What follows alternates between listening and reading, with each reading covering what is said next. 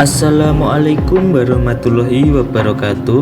Saya Muhammad Ilham Sandi, perwakilan dari kelompok 10 akan membahas tentang pemanfaatan sumber daya insani dalam bisnis Islam yang beranggotakan Anissa Silalatus Sa'diyah, Umi Faridatul Kasanah, dan saya sendiri, Muhammad Ilham Sandi.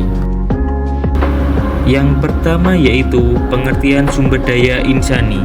Sumber daya insani merupakan individu yang bekerja sebagai penggerak suatu organisasi, baik institusi maupun perusahaan, dan berfungsi sebagai aset yang harus dilatih dan dikembangkan kemampuannya.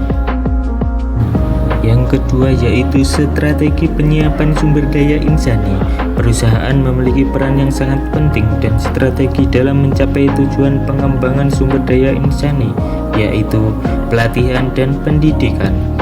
Pelatihan adalah proses sistematis pengubahan tingkah laku pada karyawan dalam suatu arah untuk meningkatkan upaya pencapaian tujuan-tujuan perusahaan. Sedangkan pendidikan di dalam suatu organisasi adalah suatu proses pengembangan kemampuan ke arah yang diinginkan oleh perusahaan yang bersangkutan. Selanjutnya, tugas sumber daya insani. Yang pertama, menangani hubungan dengan karyawan. Kedua, menciptakan struktur pekerjaan. Ketiga, memberikan kepuasan kerja pada karyawan. Yang keempat, mengelola tunjangan karyawan. Kelima, menangani kompensasi. Yang keenam, menjaga rencana bisnis perusahaan. Yang ketujuh, memberikan pelatihan karyawan baru. Yang kedelapan, membuat standar budaya perusahaan. Yang kesembilan, menjaga lingkungan kerja yang sehat.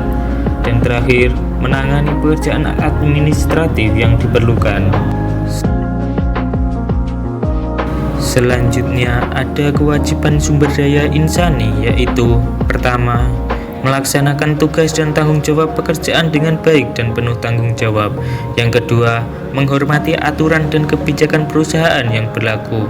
Yang ketiga, membuat laporan pekerjaan dan administrasi yang diperlukan dengan benar dan tepat waktu. Yang keempat, menjaga keamanan, ketertiban, dan kebersihan tempat kerja. Yang kelima, menjaga kerahasiaan informasi data perusahaan. Adapun hak-hak sumber daya insani dalam bekerja. Yang pertama, mendapatkan gaji yang sesuai dengan pekerjaan. Yang kedua, mendapatkan perlindungan atas keselamatan dan kesehatan kerja. Yang ketiga, mendapat cuti dan jaminan sosial sesuai dengan peraturan perusahaan dan peraturan perundang-undangan yang berlaku. Yang keempat, memperoleh pelatihan dan pengembangan keterampilan yang diperlukan untuk pekerjaannya.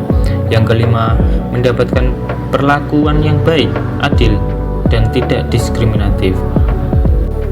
Pembahasan yang terakhir yaitu Islam dan sumber daya insani.